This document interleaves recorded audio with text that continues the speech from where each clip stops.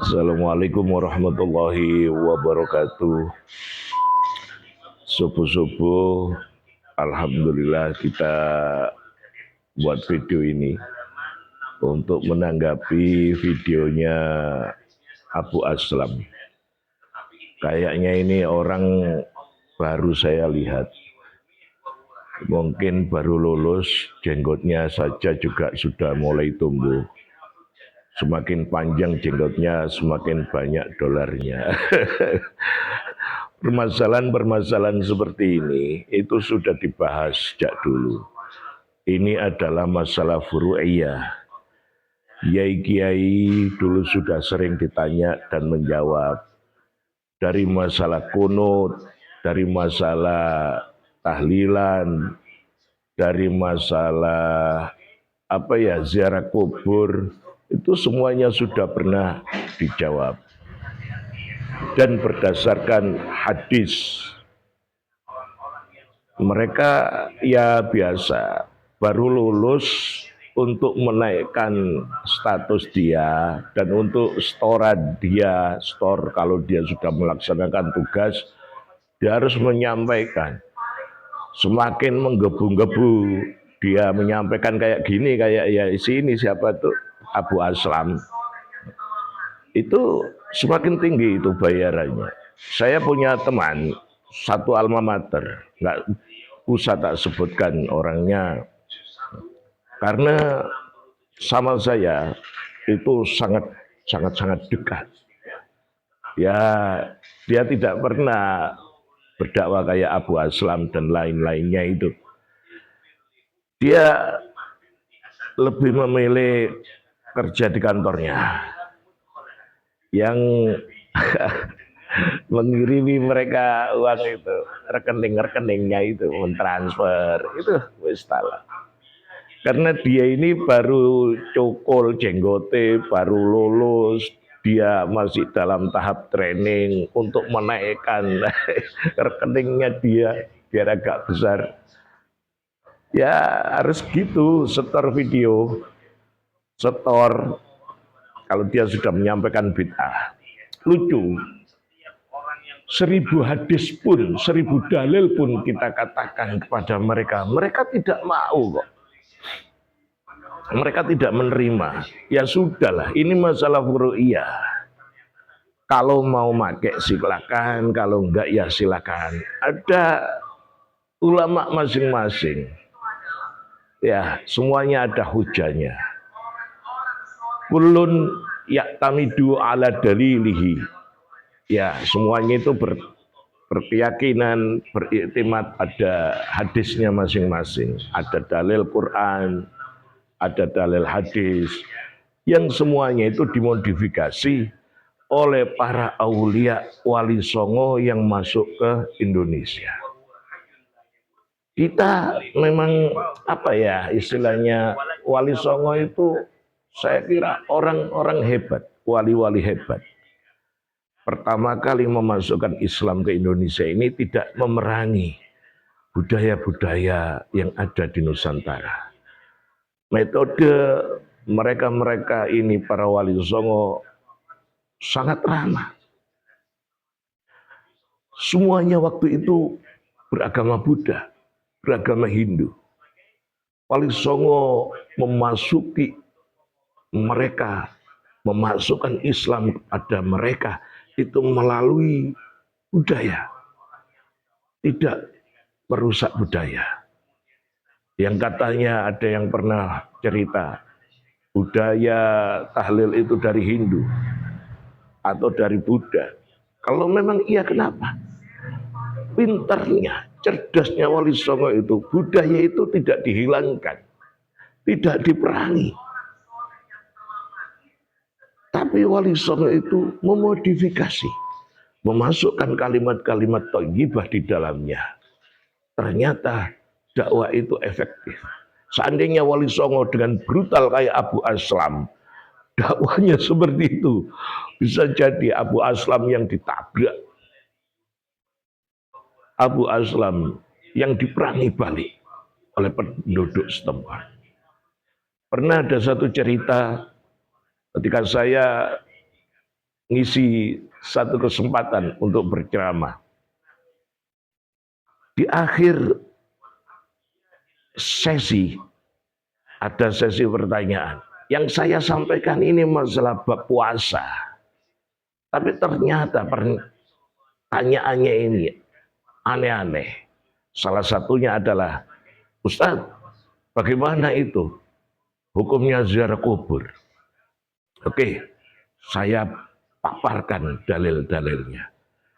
Dulu Nabi Muhammad SAW pernah melarang. Karena iman dan keadaan umat Islam masih lemah. Inni nahaitukum an ziyaratil kubur ala fazuruha. Dulu Nabi pernah melarang, saya pernah melarang kalian untuk ziarah kubur. Sekarang berziarahlah. Saya uraikan bahwa hadis ini pertama mengandung pelarangan, dan kedua karena Nabi Muhammad SAW setelah melihat, merasakan keadaan iman umat Islam sudah semakin kuat dan tebal, Nabi Muhammad SAW menyuruh untuk ziarah kubur. Tengah-tengah saya menerangkan ini, dia menyelah. Ustaz, menurut saya hadis itu yang pertama adalah hadis yang paling bagus, yang kedua itu yang nggak bagus. Oh, gitu ya. Jadi menurut jenengan hadis yang pertama itu adalah hadis yang paling bagus, yang kedua tidak bagus. Iya Ustaz.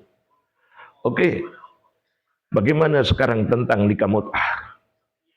Kalau seandainya Anda yang dengan berkeyakinan hadis yang pertama adalah hadis yang terbaik, maka Anda juga harus komitmen pegang hadis yang pertama. Gimana Ustaz? Katanya. Wah, dengan pedenya dia mengatakan, nikah mut'ah pada awal-awal Rasulullah SAW perang, nikah mut'ah dihalalkan. Kedua, diharamkan. Setelah itu perang lagi, dihalalkan lagi. Keempat, diharamkan ila yaumil qiyamah. Jadi dengan kepingin memojokkan kita dengan hadis pertama, maka ketika hadis pertama Anda pegang, yaitu hadis tentang pengharaman ziarah kubur, oke, nggak apa-apa. Saya nggak ziarah kubur, nggak apa-apa. Saya akan kirimi orang tua saya doa-doa dari rumah. Tapi ingat, ketika Anda komitmen seperti itu, juga komitmen dengan nikah mut'ah. Saya nanti pulang nggak usah disangoni. Serban saya hijau, saya selempangkan di sini. Terus gimana Ustaz? Uang yang mestinya untuk saya, saku saya, bisaro saya itu untuk mahar anak sampean. Nggak usah lama-lama. Saya kawini 1 jam saja. Nah, itu harus komitmen. Kalau hadis yang pertama memang yang afdol, maka hadis yang pertama dalam nikah mut'ah pun harus dipegang. Akhirnya apa? Kalah dia kan? Ini nggak kalah-kalahan. Ini bukan untuk menang-menangan. Tapi kalau sampean memang nggak mau ziarah kubur, ya sudah. Kalau sampean nggak mau, ya wis. Ojo atik petentang-petenteng, ojo atik mencical-mencicil. Maka dakwah Wali Songo itu sangat hebat, ramah, penuh makna, tidak merusak budaya. Wali Songo itu bukan orang sembarangan. Di dalam kelompok Wali Songo pun juga ada pertentangan. Tapi apa? Yang berjalan lebih efektif, yang berjalan lebih harmonis adalah dakwah dengan menggunakan kearifan lokal, tidak merusak budaya. Dicarikan di situ jalan-jalan yang tidak bertentangan dengan syariat. Di dalam kitabnya Ibnu Taimiyah, beliau sendiri mengatakan jawazu ihda'i thawab ilal mayyit. Seperti contohnya ketika orang mati, dia ingin menghajikan orang yang sudah mati, apa bisa? Boleh dijawab oleh Nabi. Bahkan itu haknya. Kita yang mengibadahkan haji sebagai haji badalnya, hadiahnya kita berikan kepada ibu bapak kita yang telah meninggal. Dan itu boleh. Sodako yang diberikan atas nama si mayit itu boleh. Dan inilah kehebatan orang-orang Nahdiyin. Sebagaimana hadis Nabi yang berkata,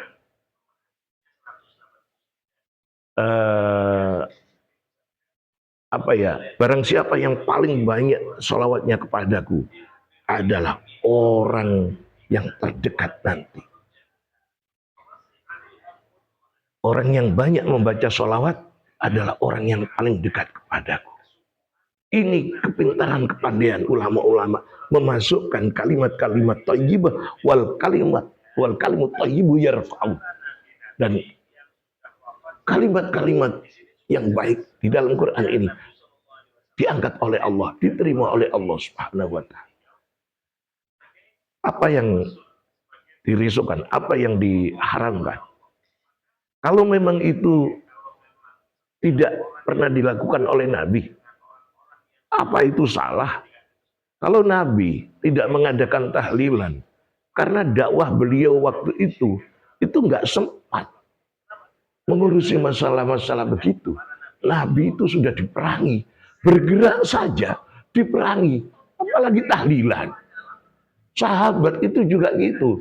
Dikirain sahabat itu tiap hari nggak perang, nggak mendapatkan tekanan. Sahabat itu bergerak sedikit dikencet. Kalaupun tahlilan itu hendak atau harus dilakukan, kalau memang baik dilakukan pada zaman Rasul. Emangnya Rasul itu kamu yang banyak dosa. Nek kon sing mati, ya tak tahlili kakek dosa. Nabi itu orang maksum, nggak perlu tahlil. Nabi itu orang maksum, nggak perlu didoakan sebenarnya oleh umat Islam. Tapi kita yang butuh akan doa itu, kita butuh tawasul. Maka ini ada ustadz yang mengkanter Abu Aslam, boleh ustadz-ustadz yang lain silakan. Kok lasabakuna bil amal. Kalau memang amalan itu baik, maka Rasul akan mendahului kita. Para sahabat akan mendahului kita dalam mengerjakan itu. Nek Rasul iku model awakmu sing kakean dosa, kaya aku sing kakean dosa. Butuh tahlil. Gimana? Orang mati pertama kali ditanya mungkar nakir. Itu Masya Allah. Cobaannya berat. Berat sekali. Susah. Makanya orang-orang yang ditinggalkan mati oleh keluarganya, mereka kumpul-kumpul satu untuk menenangkan diri agar sabar, agar ridho. Teman-temannya datang. Kalau saya lihat orang-orang yang lain selain Nahdiyin ya mereka datang ke rumah makan, setelah itu dada-dada pulang. Doakan aja ya, mudah-mudahan husnul khotimah. Itu tak orang-orang di luar Nahdiyin. Tapi kita membaca tahlil, itu ganjarannya itu tahlilan baca la ilaha illallah, la ilaha illallah. Masya Allah itu. Baca sholawat, baca apa itu? Wah, Quran, Alif Lam Mim, Fatihah. Siapa yang bilang Fatihah atau ayat-ayat itu enggak ini enggak nyampe? Imam Syafi'i katanya mungkar kan? Iya, sekarang Imam Syafi'i itu tiap hari tak kirimi Fatihah. Beliau senyum-senyum itu. Sedek gitu, nyampe itu. Ya, apa itu? Kalau nggak percaya Fatihah nyampe, Quran yang kita baca nyampe, ya mati dulu. Nanti kalau sudah nyampe baru bilang ya. Ya gitu dakwah, gak usah bertentang-tentang. Wow, ini ya, kayak apa ya? Kayak orang mau nyebur sungai aja. Nyantai-nyantai aja. Ini Abu Aslam ya biasa, baru lulus. Dia koar-koar, ingin diakui oleh jamaahnya. Satu, kedua, menaikkan bayarannya.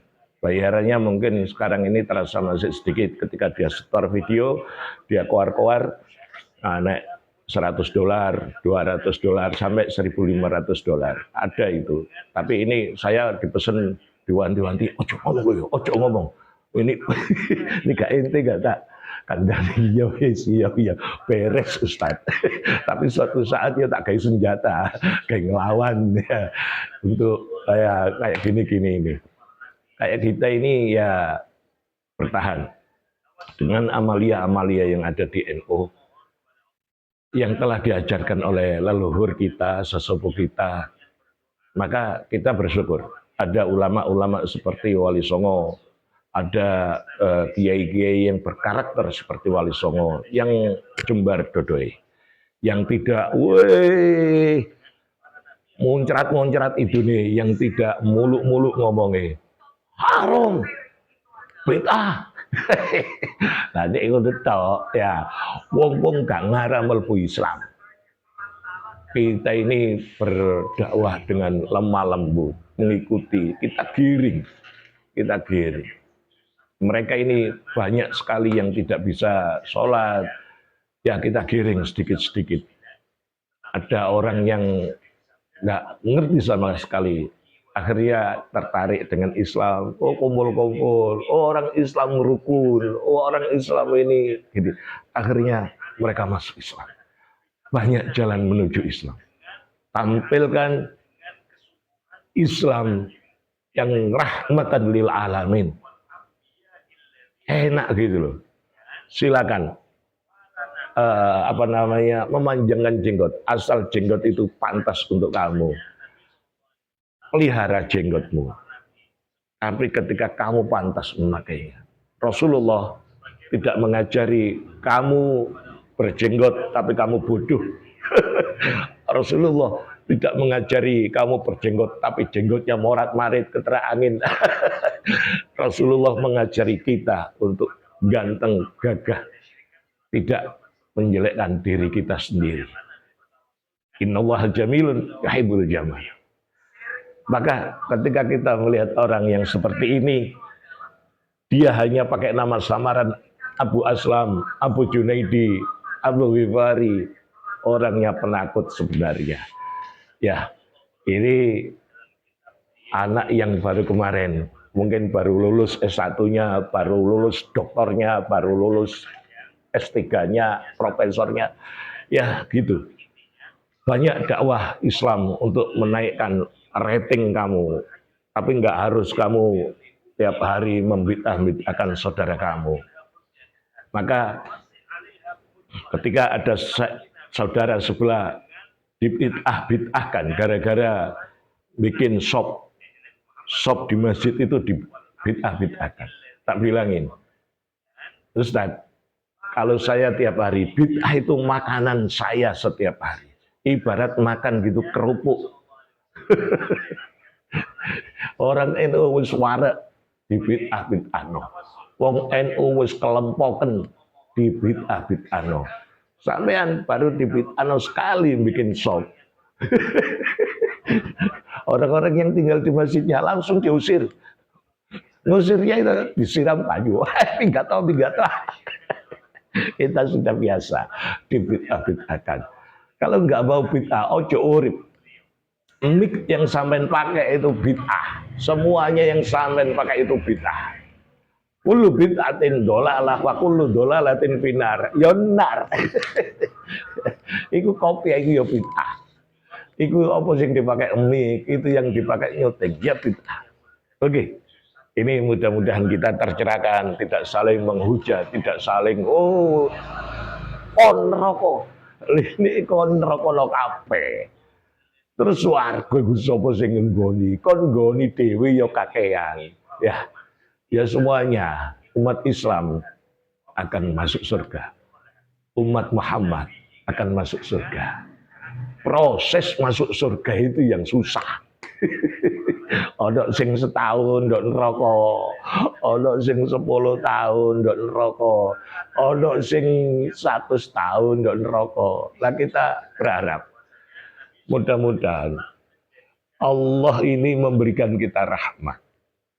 Wa rahmatullahi qaribun minal muhsinin. Ya, kita kalau mengandalkan amal kita nggak cukup memasuki surganya Allah.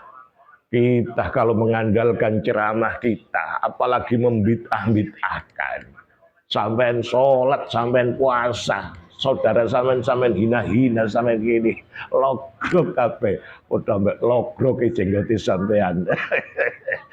Demi mendapatkan dolar, masalah-masalah yang sudah dulu pernah dibicarakan, sudah pernah diungkap, sampean ungkap maneh.